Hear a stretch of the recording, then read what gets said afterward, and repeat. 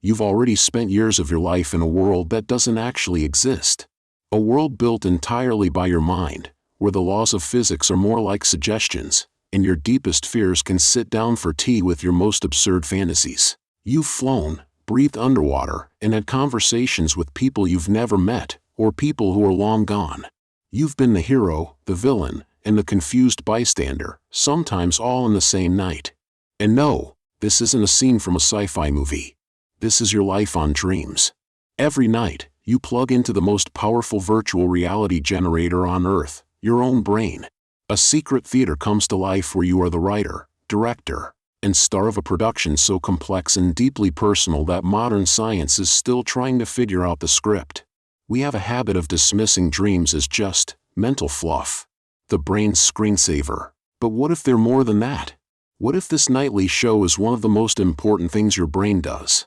Tonight, we're not just talking about what dreams mean. We're going behind the scenes to explore the neuroscience of what's happening inside your head. We're heading into the control room of your mind to see what's firing, what's offline, and why this secret world might just be the key to who you really are. Section 1. The Nightly Theater. What is a dream? So, before we get into the brain's wiring, let's set the stage. What is a dream? Put simply, dreams are the stories and images our minds create while we sleep. They're a universal human experience. Pretty much everyone dreams multiple times a night, even if you're one of those people who swears you never do. In fact, you probably dream between 3 and 6 times per night, with each one lasting anywhere from 5 to 20 minutes. The only catch? We forget about 95% of them almost as soon as we wake up.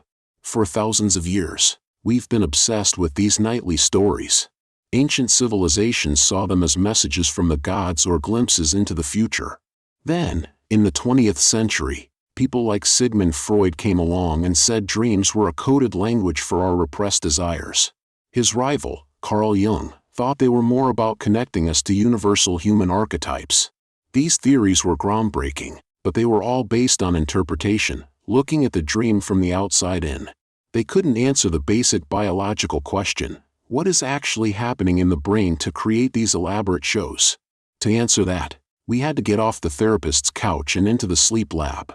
Our journey into the modern science of dreaming really kicked off in 1953. Researchers Eugene Aserinsky and Nathaniel Kleitman noticed something peculiar, a stage of sleep where the eyes of their subjects darted back and forth under their eyelids.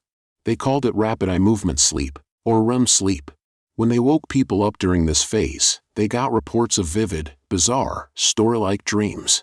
They had found the biological home of dreaming. This discovery gave scientists the key to stop asking only why we dream, and finally start asking how. Section 2. The Control Room. The Neuroscience of REM Sleep. Imagine your brain as a broadcast studio that runs 24/7. During the day, it's taking in live feeds from the outside world through your senses. But when you fall asleep, the studio doesn't just shut down. It switches to internal programming. This is where REM sleep comes in.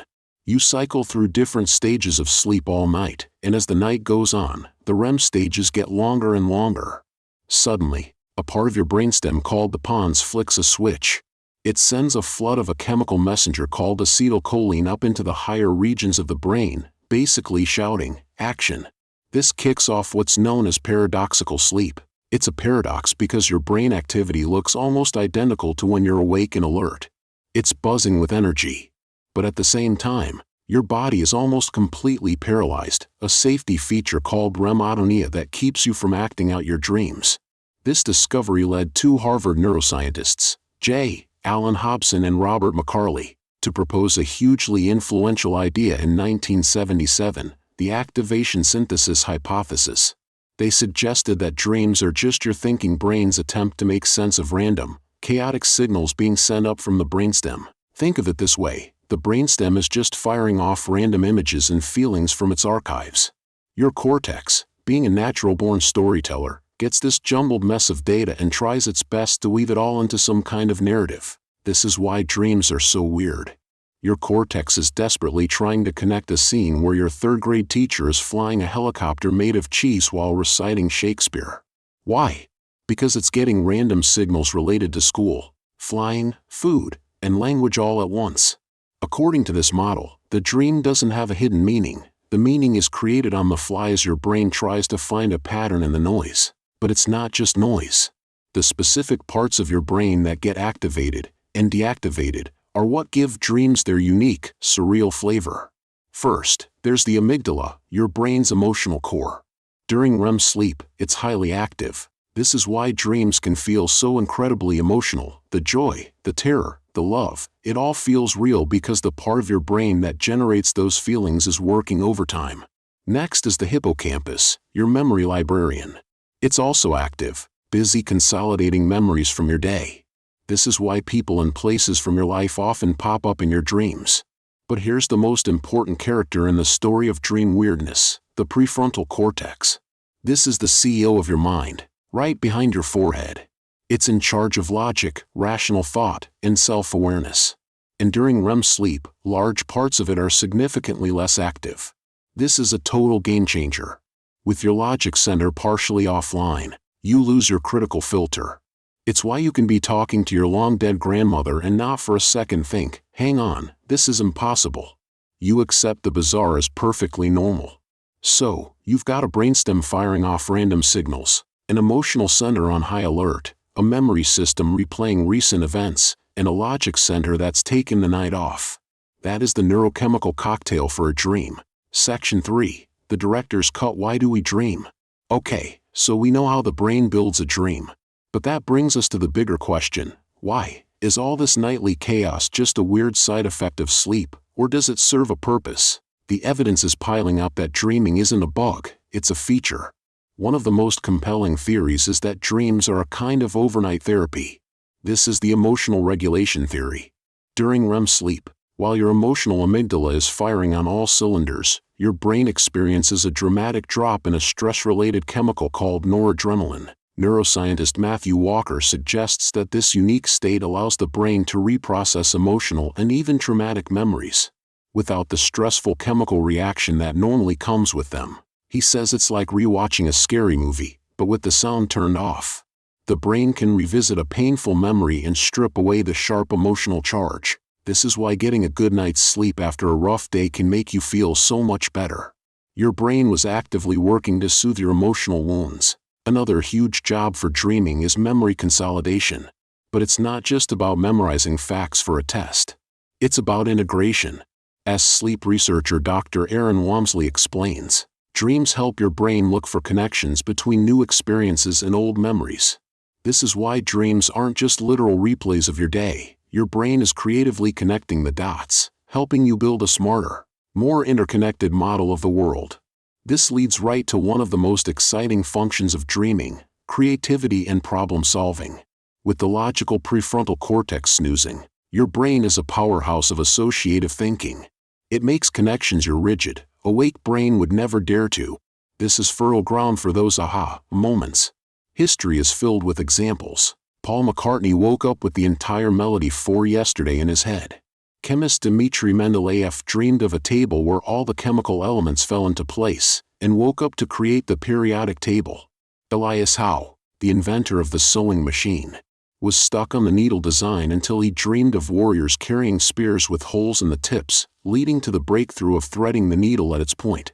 These aren't just lucky coincidences. They're the product of a brain state uniquely designed for creative insight. Section 4. When the script goes wrong. Nightmares and dream content. Of course, the dream world isn't always a place of creative breakthroughs. Sometimes, the nightly theater turns into a house of horrors. The same machinery that produces inspiring dreams can also churn out terrifying nightmares. There's a well-supported idea in dream science called the continuity hypothesis, which basically says that our dreams are often a reflection of our waking life concerns. Your daily anxieties don't just vanish when you fall asleep, they follow you into your dreams, often in a magnified, symbolic form. This is especially clear in how mental health issues show up. For people with anxiety, dreams often feature classic themes of being chased, falling, or being unprepared for a test. A 2022 study in the journal Dreaming confirmed that the dreams of people with anxiety disorders have far more negative content, like being attacked or feeling intense fear. It can create a vicious cycle. Daytime anxiety leads to bad dreams, and the unsettling feelings from those dreams spill over into the next day. Depression also casts a shadow on dreams.